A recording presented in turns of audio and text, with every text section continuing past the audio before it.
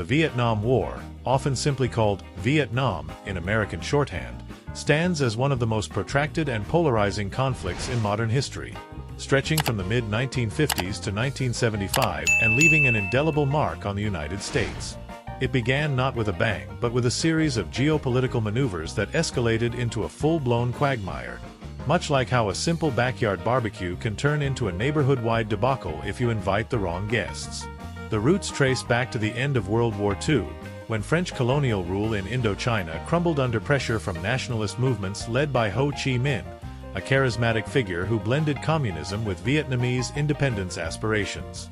Ho's Viet Minh forces defeated the French at Dien Bien Phu in 1954, leading to the Geneva Accords that temporarily divided Vietnam into North and South along the 17th parallel, with promises of reunification elections that never materialized.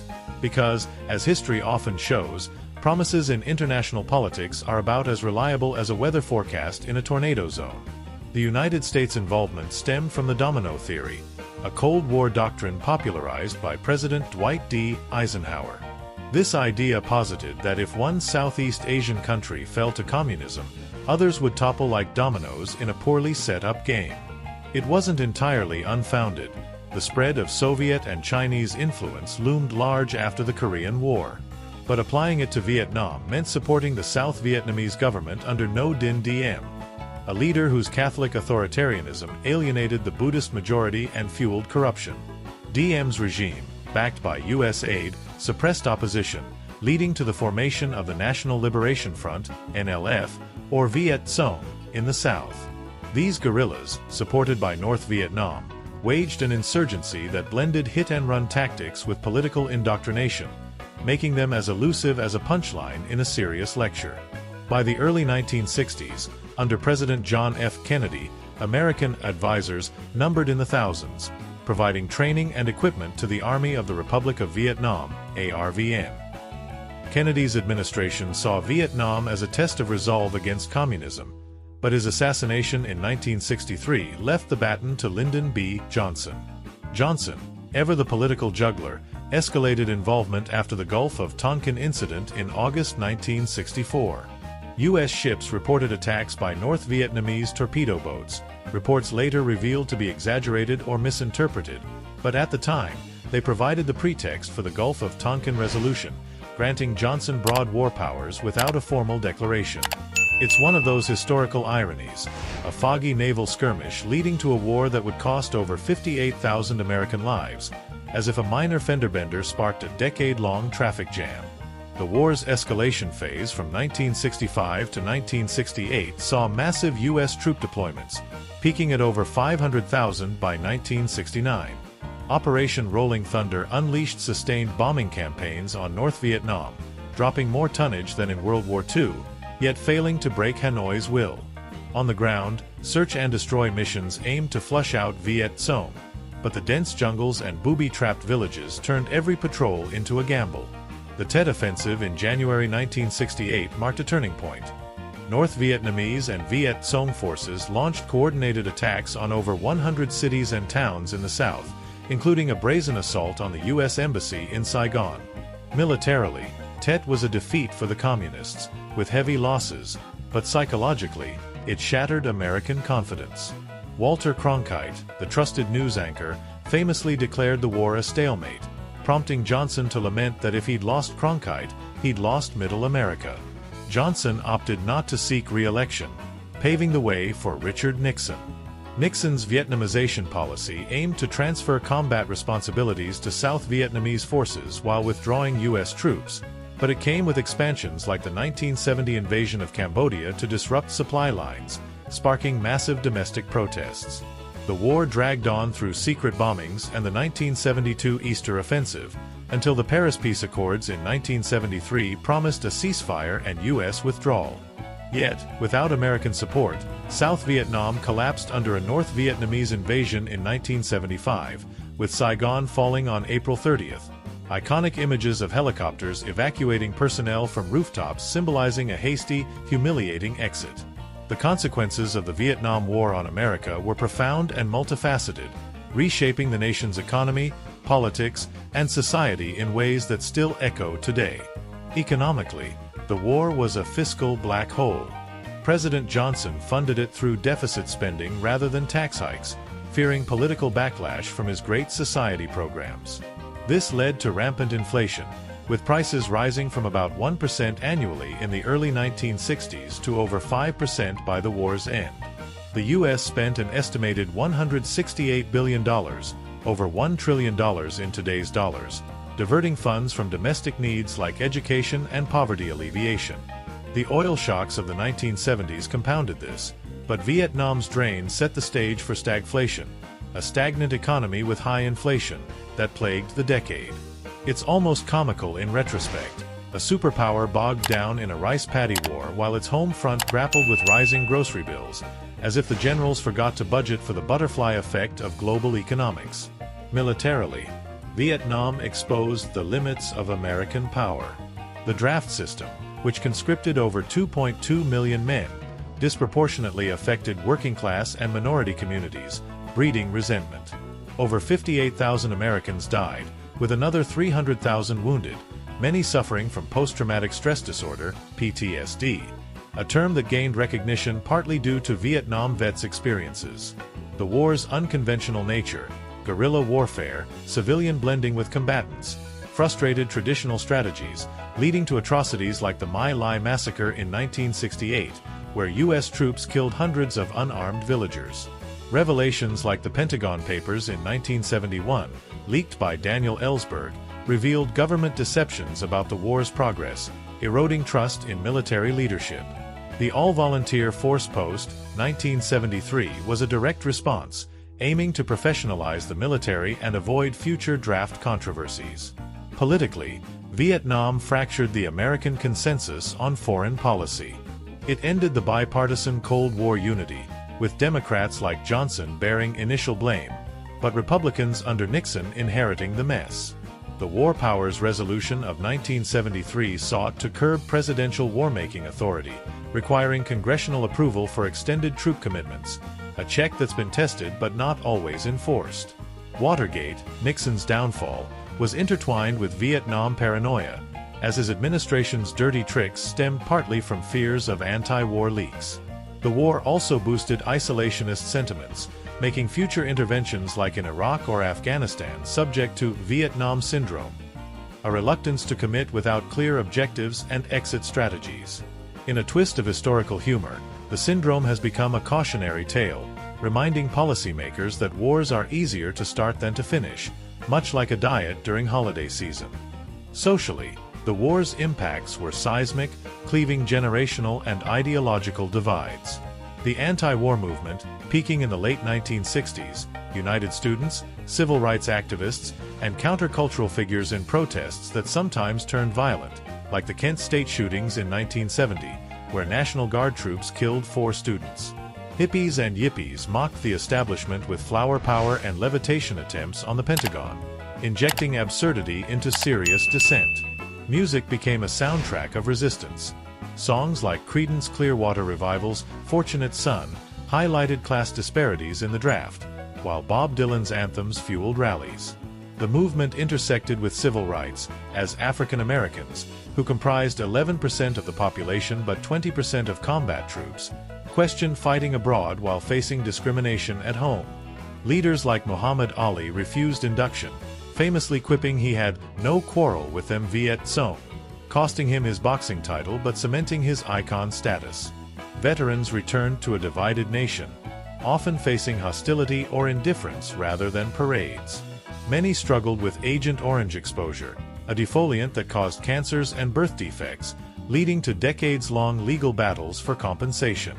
The Vietnam Veterans Memorial in Washington, D.C., dedicated in 1982, became a poignant symbol of reconciliation, its black granite walls etched with names evoking quiet reflection amid earlier controversies over its design. Socially, the war accelerated cultural shifts. Women's roles expanded as they joined protests and filled workforce gaps, while the sexual revolution and drug culture flourished in rebellion against perceived hypocrisy. Trust in government plummeted, from 77% in 1964 to 36% by 1976, fostering cynicism that's persisted in eras of fake news and political polarization. Points of view on the war evolved dramatically, reflecting America's soul-searching. During the conflict, hawks advocated escalation to contain communism, viewing Vietnam as a moral crusade against tyranny. Figures like General William Westmoreland embodied this, insisting on body counts as victory metrics, though inflating them became a grim joke among skeptics. Doves, conversely, decried the war as immoral and unwinnable, emphasizing civilian casualties, estimated at over 2 million Vietnamese, and the draft's inequities. Intellectuals like Noam Chomsky critiqued U.S. imperialism, while politicians like Eugene McCarthy channeled Dove sentiments in his 1968 presidential run. Post-war perspectives shifted toward introspection.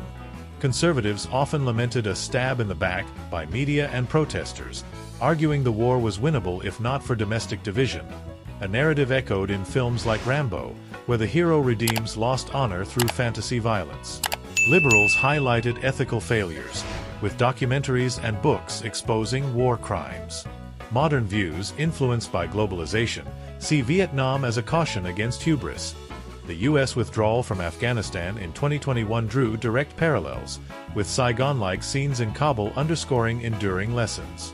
Vietnamese American communities, formed by over 1 million refugees post-1975, add nuanced voices, blending gratitude for asylum with critiques of the war's origins.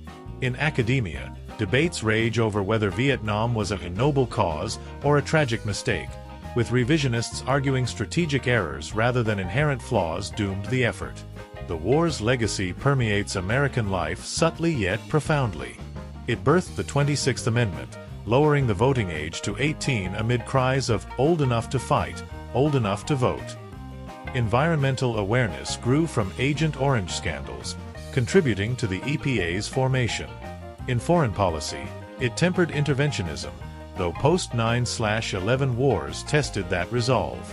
Culturally, Vietnam inspired a genre of media, from Apocalypse Now's surreal horror to Forrest Gump's folksy reflection, humanizing the conflict's absurdities and tragedies. Economically, the war's inflationary spiral forced monetary reforms, like Nixon's 1971 decision to end the gold standard, reshaping global finance. The military-industrial complex, critiqued by Eisenhower, ballooned, with defense spending as a percentage of GDP rising then stabilizing at Cold War levels. For veterans, the VA system expanded, though inadequacies persist, as seen in ongoing mental health crises. Socially, the war amplified identity politics. Feminists like Gloria Steinem linked anti-war efforts to gender equality, while LGBTQ+ activists drew parallels between societal rejection and veteran stigma. Native Americans, overrepresented in combat, used Vietnam experiences to fuel activism, like the Alcatraz occupation. The disability rights movement gained traction from wounded vets' advocacy. In education, Vietnam reshaped curricula, with history classes debating its causes beyond simplistic narratives. Museums and memorials educate generations, fostering dialogue on patriotism versus dissent. Polls show younger Americans view the war more critically, associating it with unnecessary suffering rather than anti-communist valor. Internationally, Vietnam's consequences rippled. It emboldened Soviet adventures in Afghanistan, ironically, a quagmire for them, while normalizing relations with China via Nixon's 1972 visit, a strategic pivot from the war's pressures. For Vietnam itself, unification under communism brought hardships like re-education camps, but economic reforms in the 1980s spurred growth, making it a U.S. trading partner today, an outcome that might amuse cold warriors. Psychologically, the war scarred a generation. PTSD afflicted not just vets but families, with higher divorce and suicide rates. Substance abuse surged, linked to battlefield traumas and inadequate support. Yet, resilient stories abound. Vets like John Kerry turned experiences into political careers, advocating peace. Media's role evolved post-Vietnam, with embedded journalism giving way to scrutiny, influencing coverage of later conflicts. The Living Room War, broadcast nightly, desensitized yet mobilized public opinion, a double-edged sword in the information age. In literature, works like Tim O'Brien's The Things They Carried blend fact and fiction to convey war's surreal truth. while Bao Nin's The Sorrow of War offers a Vietnamese perspective, humanizing the enemy. Contemporary debates tie Vietnam to current issues: immigration from war-torn regions, refugee policies, and military engagements. The 2020s polarization echoes 1960s divides, with protests over police brutality or foreign policy invoking Vietnam-era tactics. Ultimately, the Vietnam War taught America that power has limits, intentions don't guarantee outcomes, and societal cohesion is fragile. It's a narrative of hubris meeting reality, with lessons that, if heeded, prevent repetition, though history suggests we often need reminders, delivered with the subtlety of a sledgehammer in a china shop.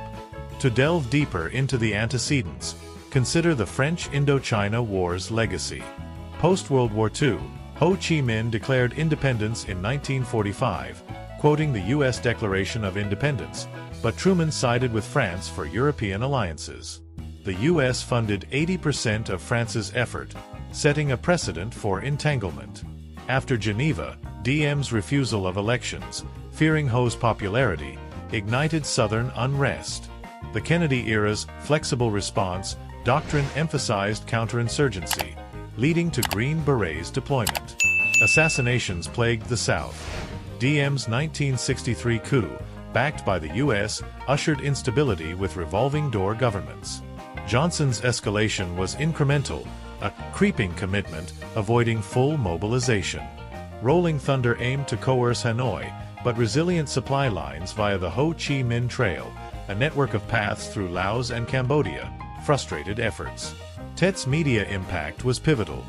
Images of urban fighting contradicted official optimism, eroding credibility. The ensuing My Lai cover-up, revealed in 1969, fueled outrage. Nixon's madman theory, hinting at irrational escalation to scare enemies, led to Cambodia's bombing, destabilizing the region and enabling Khmer Rouge horrors. The 1973 Accords were fragile. North Vietnam retained southern positions, and Watergate distracted Nixon from enforcement. Congress cut aid in 1974, sealing Saigon's fate. Economic fallout included balance of payments deficits from overseas spending, weakening the dollar. Inflation hit double digits by 1974, prompting wage price controls that backfired. Militarily, tactics like body counts incentivized exaggeration, undermining morale. Fragging incidents, soldiers attacking officers, highlighted breakdown. Socially, campuses became battlegrounds. Columbia University's 1968 occupation symbolized youth rebellion. The Chicago 7 trial after the 1968 Democratic Convention exposed judicial biases. Veterans issues. The 1980s saw Agent Orange settlements, but birth defects in children persist. PTSD recognition in DSM-3 was a milestone. Perspectives. Neoconservatives argue media lost the war. Others blame strategic myopia. Vietnamese views vary. Northern victory narratives contrast Southern diaspora laments. In pop culture, Platoon and Full Metal Jacket depicted grit, while MAS*H used Korea as Vietnam allegory. The war's environmental toll. Dioxin contamination affects generations in Vietnam, with U.S. cleanup efforts ongoing. Diplomatically, it accelerated détente with the USSR, as mutual exhaustion favored arms talks. For minorities, Latinos, too, served disproportionately, influencing Chicano movement. Women's contributions. Nurses like those at CU Chi faced horrors, inspiring advocacy. In summary, Vietnam's tapestry weaves tragedy, reform, and reflection, a chapter where America confronted its contradictions head-on.